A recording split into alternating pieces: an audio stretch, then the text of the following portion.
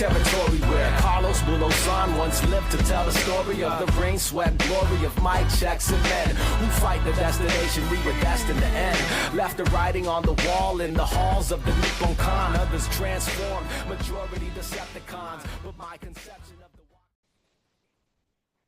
the... All right, it's the Wait for It Seattle podcast. It's episode 45. We had Daniel come off the bench for us for the past 2 weeks. Brian returns triumphantly. I'm back. There was so much that happened. There's so much still happening. We're closing in on a year of doing this. There's just so many things going on through my head. Yeah. It's good to be back with you. Yeah. Wesley Yates, Michael Jordan, Brian Elsner. 2 words. I'm back. I'm back. I'll just get it out of the way right now. Just so the listeners know, I was gone for a couple weeks. My dad passed away, and I will pay tribute to him later in the show. And he's got some relief, and my family is doing okay. But thank you, Daniel, for chipping in. Yep. Yeah. So we are going to this episode will be in tribute of your dad. We got to bring it. We got to be 110%. Especially since the people I've spent the last week with, in dealing with my dad's death, my close family all listen to the podcast. So they're going to be dialed into this. So I will have to we'll have to make sure we do right. Kev, random question as we start here though. As we get into talking about all these sports and everything, I saw this tweet that I wanted to run by you. Yeah. So some fitness guru talked about how, like, if you're winded when you go upstairs, that you should basically like feel bad. And then JJ Watt, former NFL player, seemingly great human. He seems great. Yeah. He tweeted back at this person, "I've been in the best shape of my life and still gotten winded at the top of a flight of stairs. I don't know what kind of wizardry stairs have, but they are undefeated, bro." Do you agree with JJ Watt on this one? I do. Yeah, I think right? Stairs are like, I have so many thoughts on this. Okay, there are 3 unorganized thoughts, but I'll just get them across. The first thing is related to you. I remember when I was manager at Seattle Prep that you and Coach Kelly and the other coaches were starved for workouts, and one of the workouts that you all did was the stairs by Prep. Oh yeah, it's a good workout. Those are pretty undefeated for sure. Yeah. And I think I did it one time with you guys, and I felt good about myself because I was ahead of you guys. But there was lots of reasons for that. So the second thing I'm thinking of are the Culver City stairs, and this is in Culver City, California, in LA. And I'm sure there's people listening that know what those stairs are, but those stairs are also undefeated. That was one of my favorite workouts in LA. And then the third thing that I'm randomly thinking about is, like, during COVID, when we couldn't exercise in normal ways, so that we're trying to figure out all these different ways to exercise. Well, I lived in an apartment, and that was like one of the people were like, this is how you get a good workout in without going to the gym or without interacting with other people. You go up flights of stairs. So those are my 3 random thoughts. Okay. I think the Culver City and the Prep stairs that are actually like a workout is not what JJ Watt's talking about. He's just talking about regular stairs, like your normal, apartment stairs. Yeah. And there are times when you just go up some stairs at school, or you're in a parking garage or something, and you're like, "Whoo." I always take the stairs if there's the stairs in the escalator. I try to do it just to make myself feel like I'm exercising. I need to get on a more regular routine. But you know what this also reminded me of is walking a golf course. I don't know how much you golf, Kev. Yeah. You a golfer? I mean, I've golfed and I've walked a golf course, and it's a long walk. Yeah. Rory McIlroy walked the golf course today, and he almost blew the Masters. Did you watch? No, but I saw him crying at the end. Because he won in a playoff. Yeah, so he's one of 2 golfers in the history of golf to win all 4 majors. I think I have that right. Tiger Woods. Of course, Tiger Woods. Which is, I thought Jack Nicklaus would have done it, so I don't know. Maybe somebody check me on that. But Rory's reaction was good. And can I read you a Rory quote just to kick us off the show here? Okay, Rory McIlroy had not won the Masters and he almost choked. I didn't watch it. I feel like everyone says it was a great Masters, but he says at a certain point in someone's life, someone doesn't want to fall in love because they don't want to get their heart broken. People instinctually as human beings hold back sometimes because of the fear of getting hurt, whether that's conscious or subconscious. And I think I was doing that on the golf course for a few years. And then he talks about how he just didn't want to live in fear anymore. And I was like, hell yeah, Rory. It's so awesome. That's deep. Yeah. I tried to spin that into my 11-year-old talking about soccer on the way home from he wasn't having it. So yeah. All right. Well, walk some stairs, win the Masters. How about we just jump into some headlines instead? Yeah. I'm winded already. Let's go. Been off the podcast for 2 weeks. I'm winded. Welcome back. All right. First headline. Okay. What we're going to do today is I'm going to read some real headlines, and then Kevin and I are going to predict headlines based on a certain amount of time in the future. Okay. So Raleigh homers for third straight game to give Mariners 3-1 win. Sweep of Rangers from ESPN. Kev, yeah. I will tell you, I read the transcript of your podcast last week, and you both were feeling, I think it was you that was down a little bit on the M's. Yeah. Was it you? And when you're reading the transcript, you can't tell who's saying what. Just so you read the transcript. I did. Well, I wanted to be prepared. Yeah. Were you the one who was down on the M's and said, "Oh, I might be too down," or was that? No, Daniel? That was Daniel. Okay. Yeah. Okay. And I can identify with him. I go through the waves. They're 8-8. They just swept the Rangers. They've won 4 in a row. They went 5-1 on the homestand. That's what I said. You need to do work against the division, and they definitely did work against the division. Yeah, they're 7-3 now against the division. And they're 8-8 overall. So I'd rather have that than, not be, win against the Giants and lose against the division. You know what I'd rather have now? A torpedo bat. Oh, hit home runs. Dude, that thing is real. Cal Raleigh's just hitting tanks left and right now. Third straight game. He also has a double. Today's homer, he just flicked the bat out and it went out. And I was pissed at Julio because he's like, no, it's not for me. I'm like, it needs to be for you. But then, Kev, Julio had the 2 best swings I've seen in a year and a half from him today. Yeah. Single up the middle and a single to right center. And they were beautiful Edgar swings. And I just want Julio to be Edgar. Just be Edgar. I know that I don't care what bat he uses. He should use what gives him confidence. I just don't want him to I don't want him to try to hit for power. Yeah. I want him to just swing naturally and let it happen. And that's what he did today. It was beautiful. The bullpen was lights out. So they're 8-8. They're going on a road trip. They go 3 at the Reds, 3 at the Blue Jays, 3 at the Red Sox. Okay. What is the headline going to be after this road trip? Mariners split. It's going to be something like the Mariners split the road trip, return home, looking for momentum. I think it's going to be a very average road trip. I think they'll go 500. Well, they can't literally go 500. Yeah, but... I mean, how many games do they have? 9, so they can go 4 and 5, 5 and 4. Hopefully 5 and 4, but 4 and 5 seems more realistic. All right. The team feels like a 500 team to me. You are down on them a little bit. I will say, I saw Brock Hewart's tweet about how you only need 1 or 2 players to step up offensively, and that's the luxury of having the pitching staff. Yeah, and I don't think we think about that enough. I think we always think about, the offense sucks, but you really just need a 3-run home run and you're good. Really, that's all you need. Yeah, except for that one Giants game, right, where they lost 10-9 or whatever. Yeah. My headline's gonna be Red Hot Mariners trying to stay hot. I like that.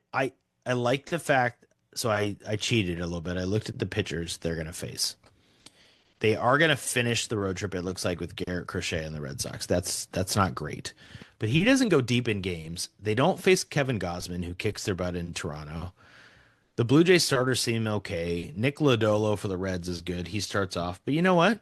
The Mariners, 2 of their wins this year came against Tarek Skubal and then Jacob deGrom. So I don't know. I don't know if it matters who they go against. They could look bad against really bad pitchers, and they could look good against good pitchers. I think they're gonna, maybe they'll be at like a 6-3 road trip. So then the momentum will be there and they'll feel good. Let me give you a second Mariners headline. That's not a very good headline. It's not very exciting. Okay. Yeah. Mariners call up third base prospect Ben Williamson. Seattle Times. Very straightforward headline. So he's the number. I can't remember what number he is overall. He's in the top 100 for Baseball America. He is the Mariners' 13th prospect. I mean, the Mariners have a great farm system. Maybe Ben Williamson is not in the top 100, but he's a third baseman. What do you think the headline is going to be in 2 weeks about? If there was a headline about Ben Williamson, what would it be in 2 weeks?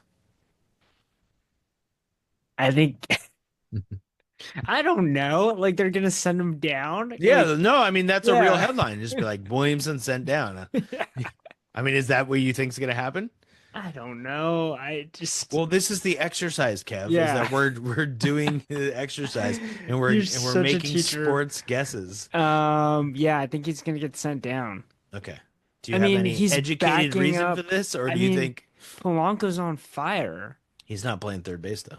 Where do they put him? He's DHing because he's got a side issue, so he can't even hit right-handed.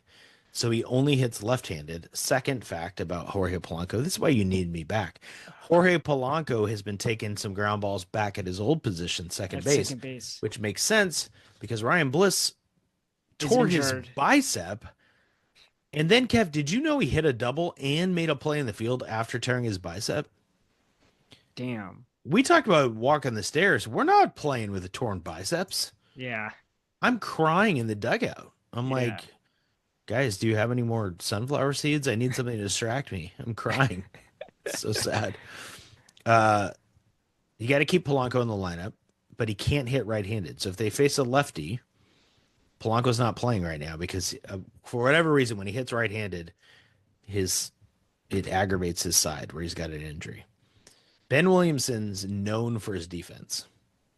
So like on his Baseball America or MLB site, it says elite level third base defense. Elite level. Strong arm, excellent instincts. They need some defense in the infield. Crawford has been good lately, but he makes some plays every once in a while. He had the game-winning double play. Yeah, he's made some stellar plays, but he's had a couple not great plays. Second base has been okay. Third base has been a disaster. So I think he'll be in the lineup on Tuesday. He may not be a good enough hitter to be there in 2 weeks. I'm kind of with you. I think he gets sent down. Well, welcome Ben Williamson. Welcome, Ben. Yeah. Our prediction is you get sent down in 2 weeks. Don't listen to our podcast. Don't listen to us. You're probably great. Oh man. All right, big day tomorrow. Yeah.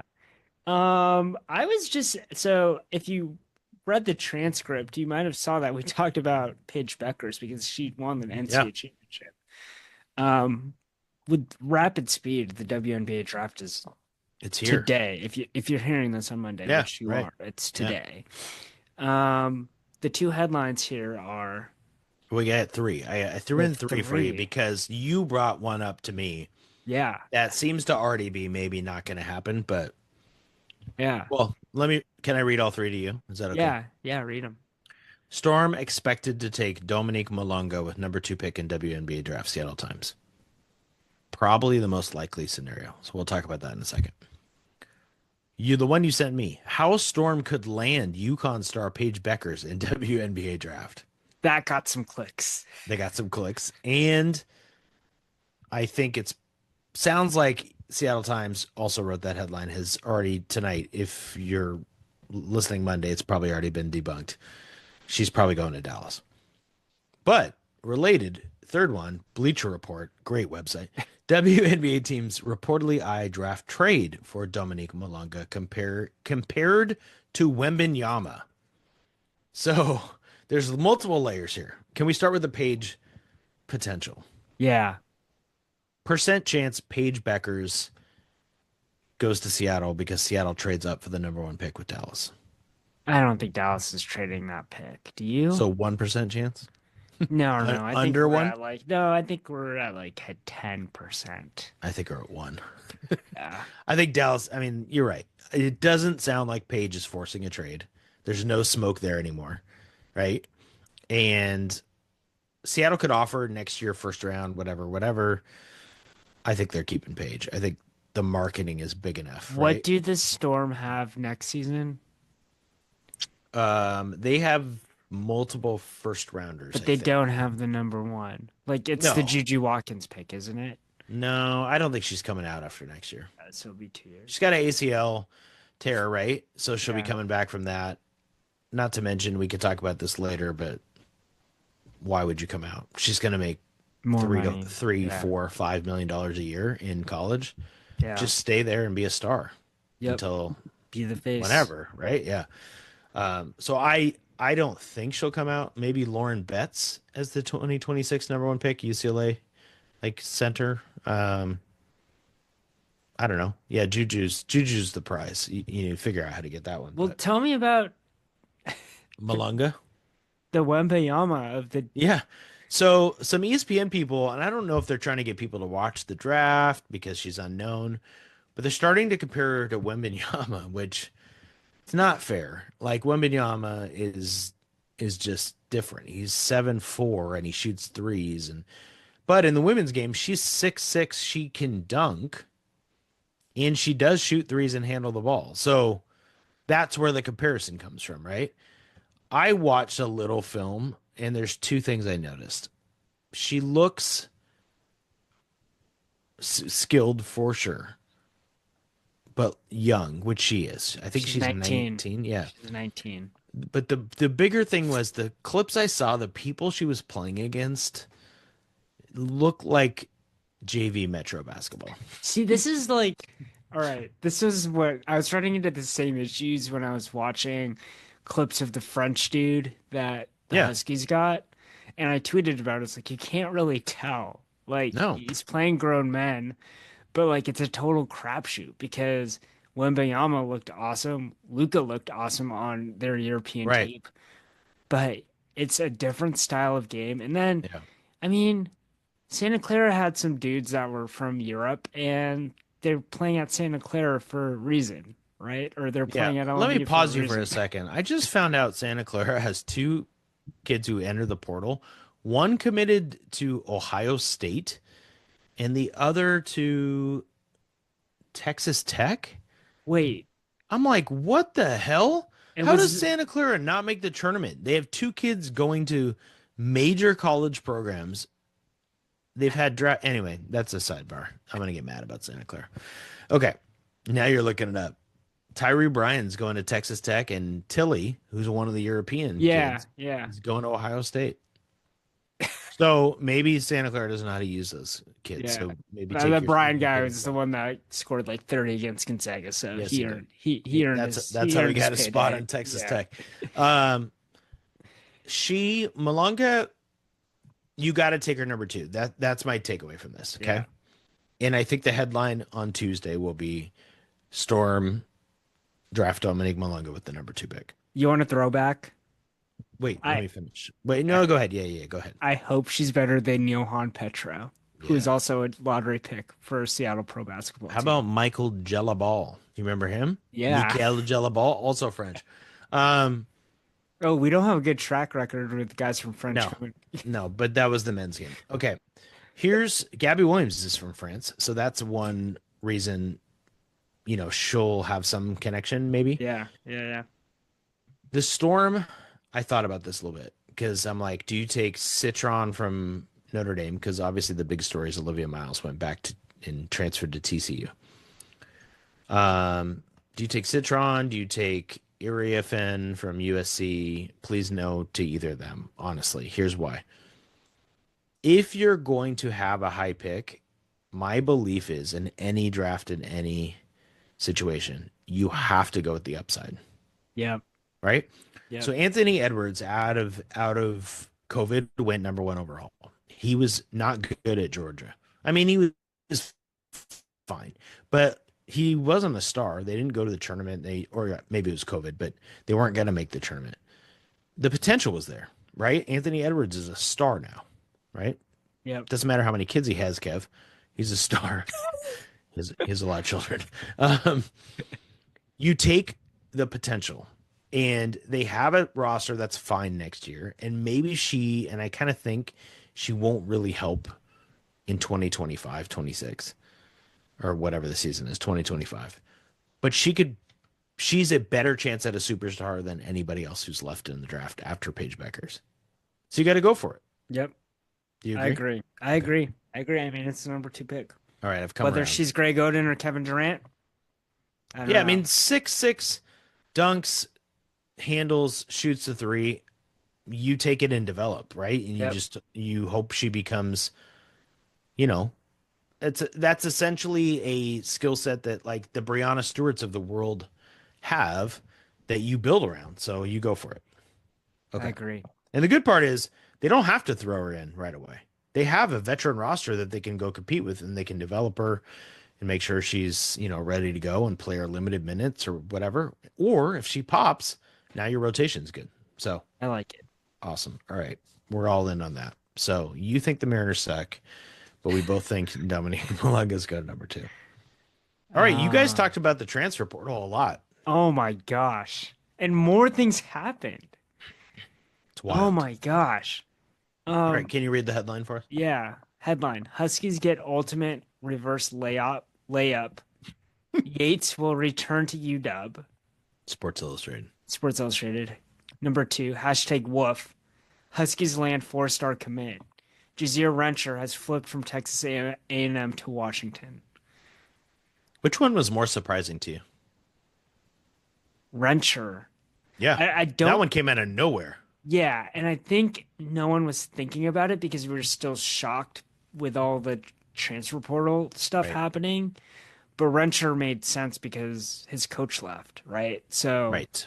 You kind of, I think when you're a recruit, you base a lot on the coach and not the institution, right? Like the person that was persuading you to join their team just leaves, right? So, and that happened within a week. Like I was looking at the timeline, like they did not, the staff probably, and he probably knew, like, okay, this was my second place where I wanted to go. There's not a spot for me where Buzz Williams is going in Maryland, or I don't want to go to Maryland. Yeah. Right. So,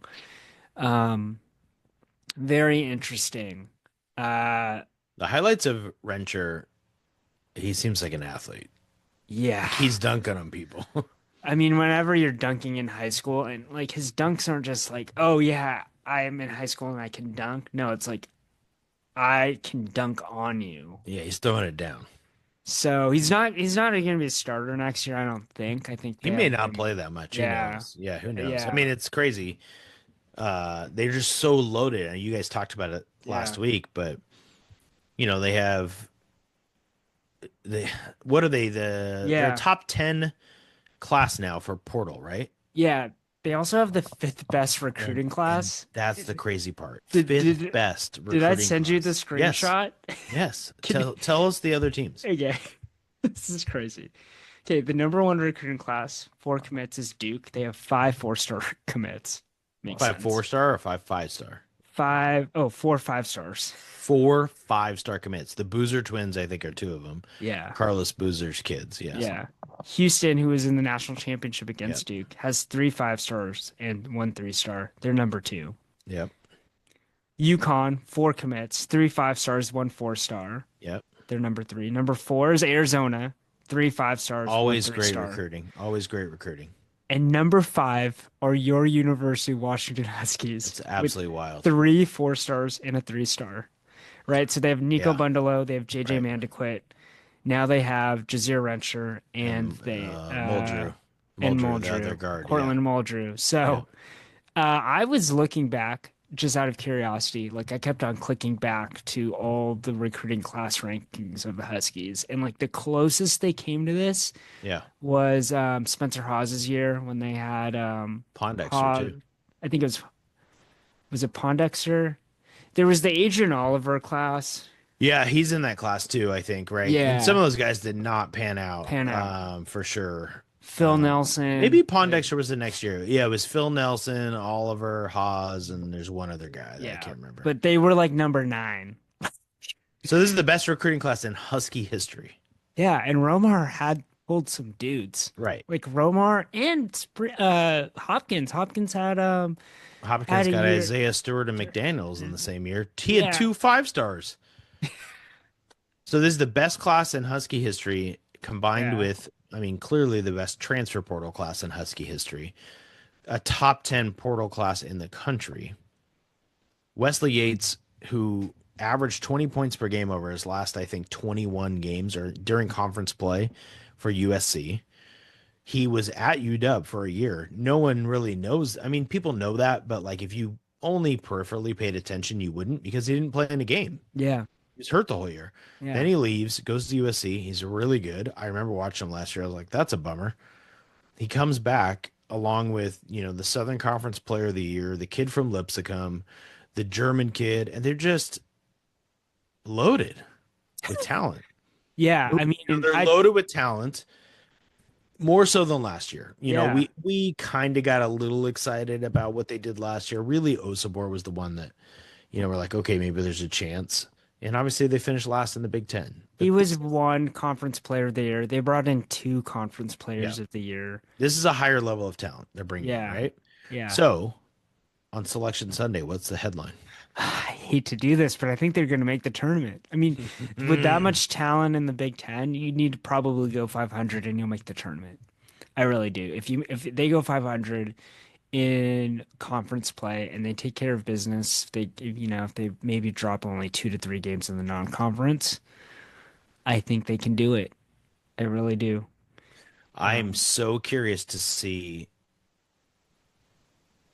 Danny Sprinkle. Okay, let me back up. I believe in my heart and mind, Danny Sprinkle can coach. It's a stupid statement because he did. He did it at other places. He made 3 NCAA tournaments in a row. Totally.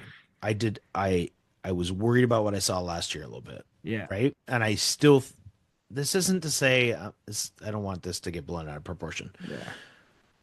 For them to finish last in the Big Ten gave me pause. Let's just put it that way. Right? Yeah. Give everyone pause. Gave everyone pause. Right.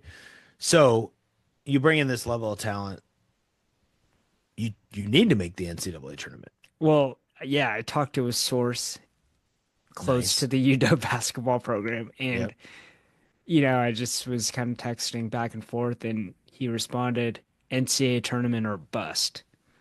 Yeah. So, I mean, somebody's paying. We know there's a whale. You can go on Twitter and see all kinds of memes and stuff. So there are people, that's the thing about this new era, who are going to have expectations, right? Yeah. And this team will probably be together for 1 year. It's what happens at most schools now. Yeah. Right? We're not going to see, I mean, who knows where they'll be the year after. If you do well, they seem to stay a little bit more, although that's not always the case. How about this I'll use it as my transition. My headline will be Huskies earn 9 seed in the NCAA tournament. First round game against Mississippi State. I don't know. If that comes true, that's better than my Peyton Manning will throw 2 picks in the Super Bowl against the Seahawks, and the Seahawks will win, that I predicted 14 years ago, whatever it was. Okay, transition portal into the women. Yeah. Because I don't think you guys talked about the women last week. No.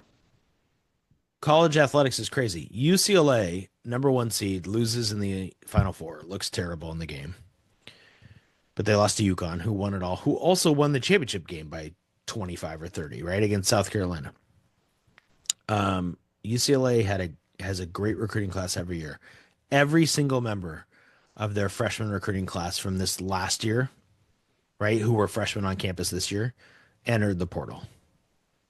So that was my point about the Huskies. Like, we may be excited about this class, Could they all be in the portal next year? We have no idea, right? Like Maniquit's in the portal, Bundalo's in the portal. I mean, UCLA, they have a great coach and Corey Close on the women's side, and they're all in the portal. Yeah. So Huskies, somehow, they haven't lost anybody to the portal. Am I right? Yeah. It's the culture, I think. They got something going on with Tina Langley. Like, Yeah. none of those kids are. We speculated, would Hannah Steins go to the portal? And then she kind of balled out. Would Tegan Brown go to the portal? You know, whatever it is. And instead, the headline is Washington Husky women land pair of highly rated transfers. Avery Howell from USC, who is a straight El Ladine level baller. Yeah. I love her. I think she's awesome. I couldn't believe she's coming to Washington.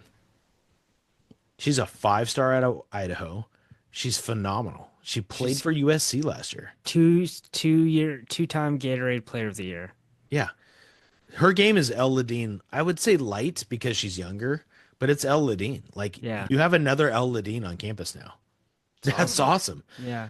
And then I can't say the person's name. Can you say the Michigan transfer's name? I don't have it in front of me. Okay, hold on. I texted it to you. I will try. How about that? Okay. The second transfer they got is a 6'6", I want to say. Does that sound right to you? Oh. Yulia Grabovskaya. 6'5". Grabatsky. Sure. Yeah. We apologize, Yulia.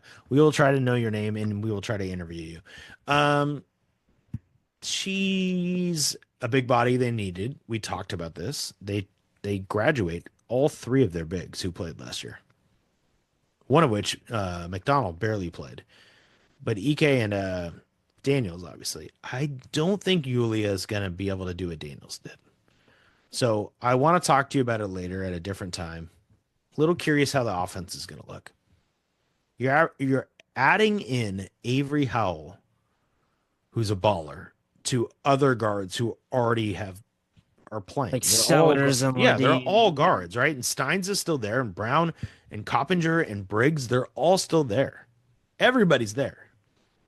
And so are they going to run just like 5-out guards? I was like, go small, go fast. Right. I think that's the way you go small, go fast. Right. And you spread the ball around. Yeah. ESPN's way too early top 25. They're number 24 in the country. That was before the transfers. Oh, they'll bump up a little bit. So, next Selection Sunday, what's the headline? Oh, they're making the tournament again. That's the headline? Yeah. You're a bad headline writer. Wow. Huskies return to NCAA tournament, hopeful for deeper run. There you go. There's a headline. Yeah.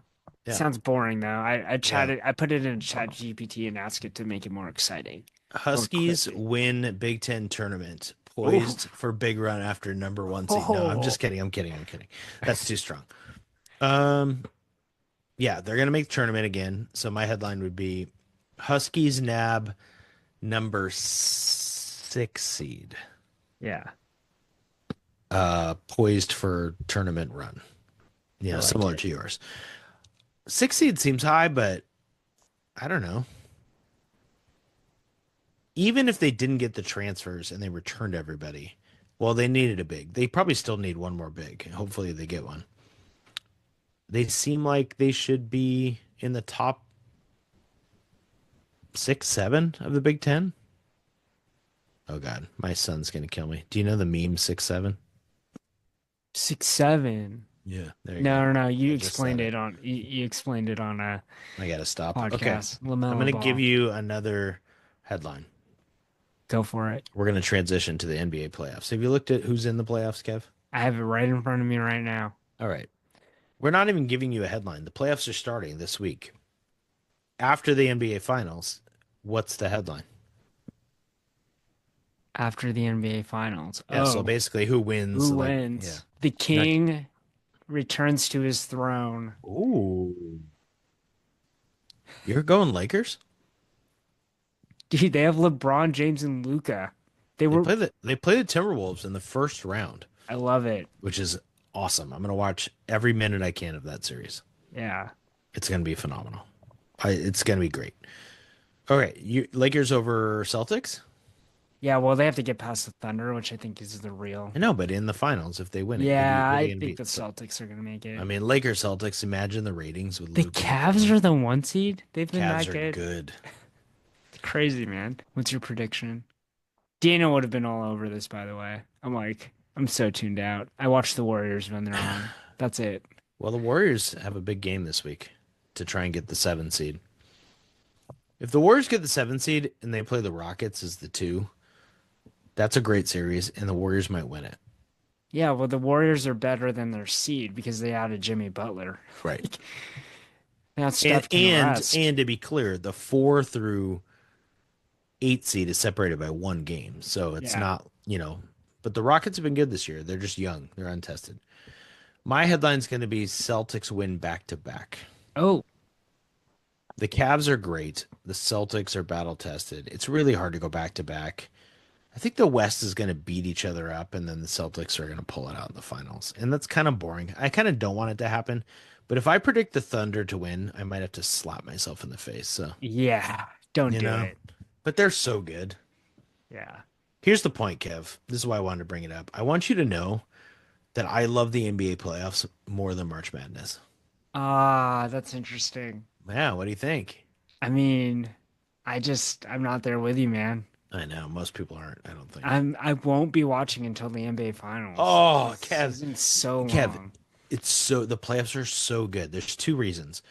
The intensity goes up. They start playing defense. The shot making is amazing and then they adjust to each other in ways that only a nerdy coach can appreciate. Okay, I'm with I you mean, on it's not that. true. Fans Yeah. can appreciate it too, but like when they change from drop pick and roll coverage to now we're gonna ice the ball screen or we're gonna blitz Luca to make somebody else score, like that stuff is awesome. I love it so much.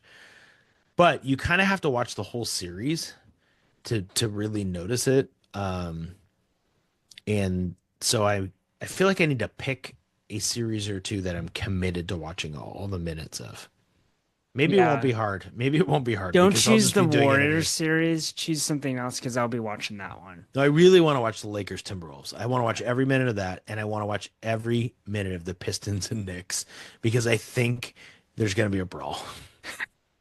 The Pistons fight everybody, and the Knicks want to fight everybody. Is So it's Isaiah gonna Stewart still on the Pistons?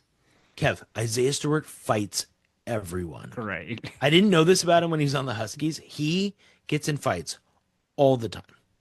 You've seen the one of him running after LeBron across Yeah, the yeah, court yeah, before. yeah, He fights everybody. And the Knicks are all pissy, and Thibodeau plays those guys too long. I mean, it's gonna be fun. It's gonna be Yeah. good.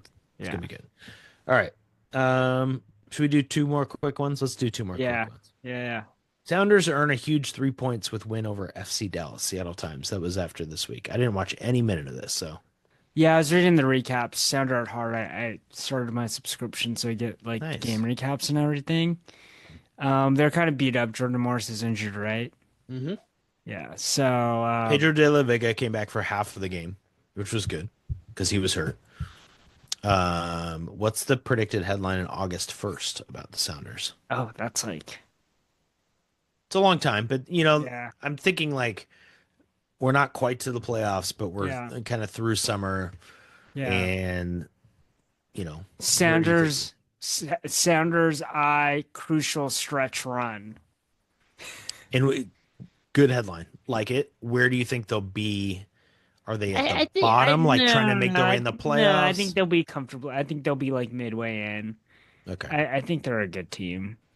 I'm kind of with you. I feel like they're gonna be in the middle of the pack, and like you said, the last like 7 games pushing to get in the top 4 or Yeah. something. They'll fight through the injuries. They'll be fun. All right. On the other side, Reign shut out by defending NWSL champion Orlando Pride, Seattle Times. Reign have 4 points. They're technically would be in the playoffs if they started today, which is kind of sad. With 4 Huge points. improvement. But a huge improvement. They've lost 2 in a row, but I think both games were by one. No, by 1 goal. Where do you think they are? What's the headline August 1st? Sounders. No, Reign. Reign Youth. um begin to emerge or something like that, or I'll like go with Rain Youth. come into their own. Push, uh, propel Rain in playoff push. There you go. Little alliteration. Propel Um, rain and playoff yeah. push. Um, I think they'll be in the playoff hunt at that point. Yeah. They just got I'm gonna call her Lynn Williams. I apologize. I don't remember what her married name is. I should know it. But Lynn just played for the first time this week. And she's the big offseason acquisition. So Lynn Biendolo. Bien there you go. Biendello? Biendu Biendello. Biendulo. Yeah. Well, you made it worse. So good job, Kev. Kev, if you're looking at it, you should be able to pronounce it without. Oh yeah. She's from Fresno, I forgot. Oh, Christine's gonna love this. Okay. Christine always loves everything about me making fun of you, so it's great. All right. I think that's all the headlines. Do you have any headlines that you were secretly stashing? No. There is gonna be a headline in like 7 episodes. Wait for it, Seattle podcast. Yeah, Celebrates baby. 1-year Oh anniversary. my God. I can't believe it. We're on episode 45. There's not even have any you ever done 45s in Yeah. Seattle sports history. This is amazing. Yeah. Have I ever done anything 45 straight weeks? Is that what you're gonna ask me? Yeah. Nothing that's worth anything other than lived. Eden, I don't know. Yeah, 45 straight weeks of nothing as good as You've this. probably worn the same polo shirt 45 weeks in a row. No, not even that. Wow. The school year doesn't last that long. Yeah, you're right. Because in summer, I'm not rocking that polo. Yeah. T-shirts only in the summer, Kev. Yeah. All right. Should we move to our top 5? Yeah, let's go to top 5. Yeah. All right. Wait, can we preface with my favorite memory of your father? Sure. Yeah, and it's sports related. I spent a lot of time on at basketball games with your father. And that's how I got to know him. Yep. I was a manager at Seattle Prep for 2 years, and he was the scorebook. And there would always be like 15 to 20 minutes to 30 minutes of time where it'd be just me and him in like an empty gym somewhere in Seattle, whether it was Bainbridge or Ingram. And I think particularly about those Tuesday night games where no one traveled to watch this team except the parents. Right. No one was at the other school. It was just the team, and no one was there. So it was me and your father just shooting the. Can I say it on the air? We're just shooting it, right? Just talking about whatever. You could say shooting the shit. I mean, shooting the shit. Yeah. He was a nobody's sponsoring us. Yeah. He had very strong opinions on the basketball team and their performance. Never positive. Oh wow. Always really hard on the coaches. And just it's not one memory, it's just a collection of memories. And it was always great to be back on campus, and it was always mostly at a basketball game. And he was doing the scorebook, whether it was at one of your games when you were the girls coach or the men's games or the boys. And it'd always be a good big hug. And someone like that is special because they make you feel like family. And so I always felt like family when I was around your father, and not coincidentally around the rest of your family. So I appreciate it. That's great. Great guy. This is gonna sound creepier than it is, but we were going through pictures on my dad's computer, and he has lots of he also would bring his camera to games and take pictures of all kinds of basketball players on those teams in the gym. And usually not action photos because he's doing the scorebook, but there were 2 pictures of you sitting in the stands. And you did look a lot younger, Kev. Like, I thought you hadn't aged, but you have. Oh man. You have, in a good way. In a good way. You looked, yeah. But you were in a gym, just like you described. Yeah. All right, so I'll get back to that in a second, but I'm going to give you my top 5. This is not all encompassing. I couldn't think of all the things, but I just thought of like, my dad took me to a lot of games, right? That's how we grew up. My mom didn't take me to games. That wasn't what she did. My mom was a teacher. My mom was the disciplinarian. My mom made sure we did our homework. My mom, and we talk about it all the time. I'm very close to my mom. She's awesome. My sister and I are very close to her. It's a lot easier when you become an adult with your kids than when you had to discipline. And basically, she had to do the discipline because my dad was always spending time trying to be the fun guy, I think. So that'll relate to the first memory. I'm going to do 5 athletic sporting event memories with my dad. So the first one is I'm in 5th grade, Kev. And let's just say I got in trouble at school. I might have started a small fire at the school. So I get sent to the principal's office and I'm in pretty big trouble. And I go home. My mom's a teacher at the school, so that's not helpful, right? And I'm really in trouble. Wait, what's the school? Can you share? Yeah, it was at Villa Academy. Oh yeah, Villa. Yeah. My mom taught there she was there for 40 years. Yep. And she told me actually this week she called. So my dad had tickets to the Sonics, and I guess they were pretty good seats. And I just remember him coming to my room, and I just thought I was grounded forever. And he's like, "Well, I know, you didn't do a great thing today, but we do have Sonics tickets." And my mom actually told the story with a little bit more context this week. Yeah. I guess she called the principal, who she was close with as a teacher at the school. His name is Jim McAuliffe. And she said, "Jim, I don't know what to do. We got these really nice seats. Like, should I tell him he can't go? Should I let him go?" And I guess the principal, who, he would never say this to me because I was in trouble. But he's like, "Just let him go to the game, Jody," to my mom. So, but my dad got to be the one, of course, who shared the good news. And yeah, we went. I think it was Sonics Bucks, I want to say. I could probably figure out the date and what happened in that game at some point. But yeah, it was awesome. We got to go to the Sonics game. I feel like that was kind of my dad. Is like I'd get in trouble and he'd be like, "But we got tickets to something." So I'm not in trouble. Why don't we? Me? Yeah, why would I be punished for this great game we get to go to? So that's one. Okay, the second one. I'd forgotten this. This is more of a season. We got season tickets to the Seahawks one year. I'm pretty sure we had season tickets. I'm having trouble remembering if we just went to a couple games, but the year we had tickets was memorable because it was the year they played in Husky Stadium, or one of the 2 years they played it. So this is like Brock Heward at quarterback era, I think.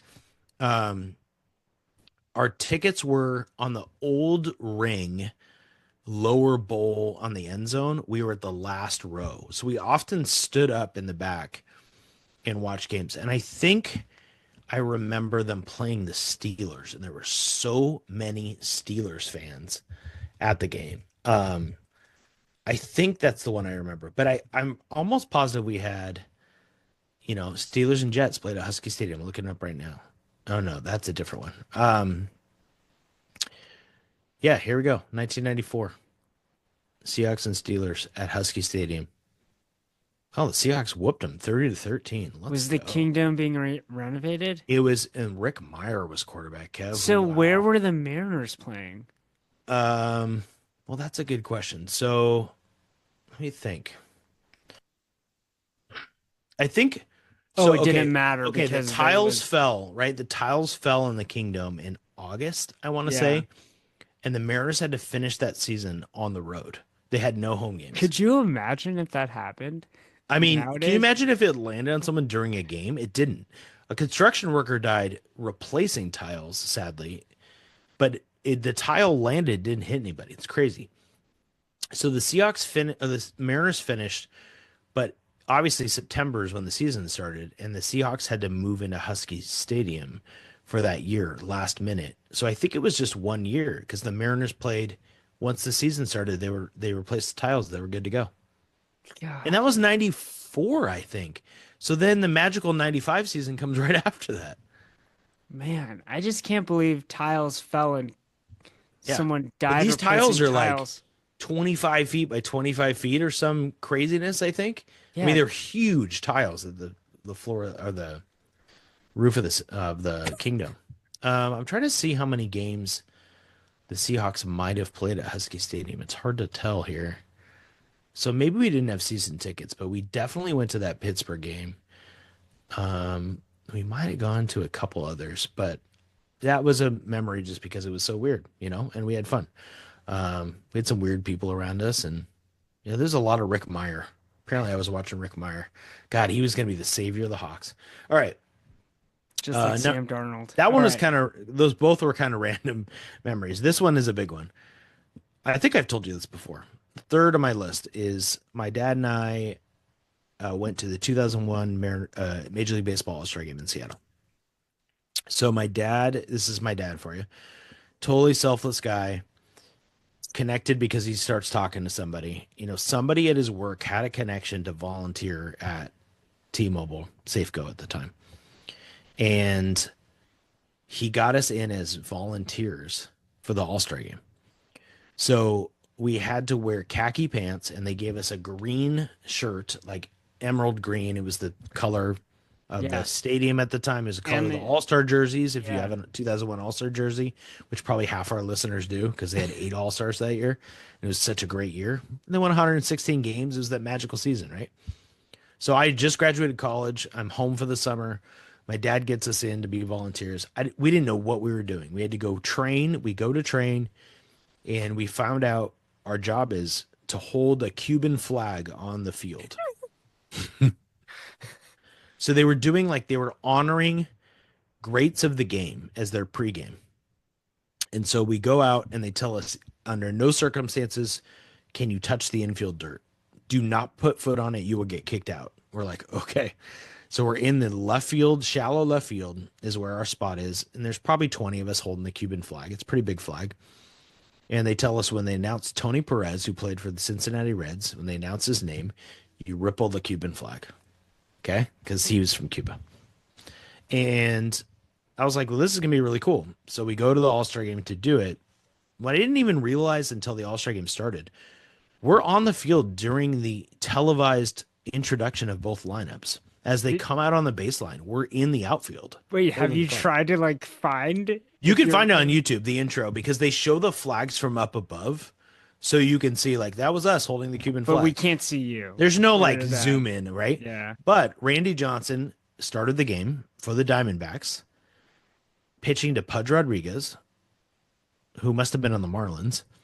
And they walked in maybe 10 feet from us out of the outfield to go in to pitch. The whole announcement on the intro, we're out in the outfield. And then we got to the rule was we could just go anywhere and watch the game, but we didn't have seats. So we're done. And my dad, God love him, is sprinting with me. Cause I'm like, Dad, I don't want to miss any of this game. Ichiro was leading off. And we got up to the concourse and saw Ichiro I think he got an infield hit against Randy Johnson in that game to start off. And then we ended up watching center field under the scoreboard. If you can imagine this, there's a standing area behind those seats.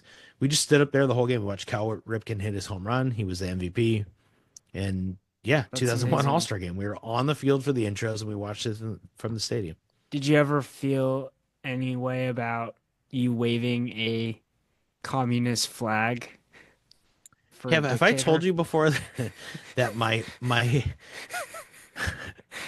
when I wrote, this is embarrassing to say. This will answer your question. When I applied to Santa Clara University. Oh yeah, you told me this. My college essay was on who you would want to eat lunch with. And I said Fidel Castro, because we both go to a Jesuit school, and over lunch I could convince him that being a communist dictator was a bad idea. And that I somehow would persuade him to be better to the people of Cuba. And they let me in with a gold star acceptance. I got this gold seal on my acceptance. So. Yeah. And then you're waving the communist flag right after you graduate. Yeah. Hell yeah, baby. Yeah. In this America, I don't know. Full circle. I don't know if you're still here at this point. What do you mean in this America? In 2025 and this regime, I'm celebrated for that behavior. Okay. We'll stay away from the politics. Okay. All right. Number two. Number two. Number two is going to take into account a whole series. We went to the 1995 Mariners-Yankees playoff series together. My dad, greatest Mariners series ever. I will shout out to our good friend Tracy Rathke, who also, Kev, I will say this, she was there every minute as my dad was sick and passing at home. She was a tremendous help to our family. Hopefully she listens to the podcast someday. But she got on the phone with Ticketmaster while we went out to dinner, and she called. We would just have to call over and over and over to try and get tickets. That's how you got tickets. It's the Crazy. 1995 version of the queue for Taylor Swift tickets was the Mariners trying to get Mariners Yankees tickets. And some reason she got through. And so she got the tickets for us. And my dad and I went to game 3, game 4, game 5. You saw it And in person. we were up in the right field, up top 300 level. And I'll say everybody knows about the 95 series, right? The two things I will never forget. One is awesome with my dad. I hadn't thought about it to right now, so hopefully I don't get too emotional. But I remember Griffey's on first, Joey Cora's on third, Edgar's up, right? Obviously. Do you know who was on deck, by the way? Have we talked about this before? A-Rod? A-Rod was on deck. Incredible. Yeah. You know, he hadn't hit in the game yet. He came in for Felix Fermin. Okay, so Edgar hits it down the left field line. I grab my dad's arm, and I'm like, "Oh my God, the game is tied."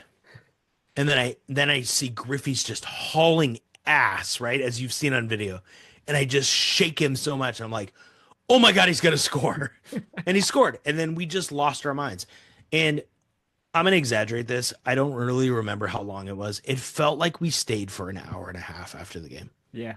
and the whole stadium stayed. Yeah. Right? And we waited for the team to come out, and we were just cheering and cheering and cheering. And the funny part is, funny kind of, the guy in front of us was cheering, and he threw his shoulder out as he pumped his fist. And he's just like, "Oh my God." My dad and I are like, "Are you okay? Are you okay?"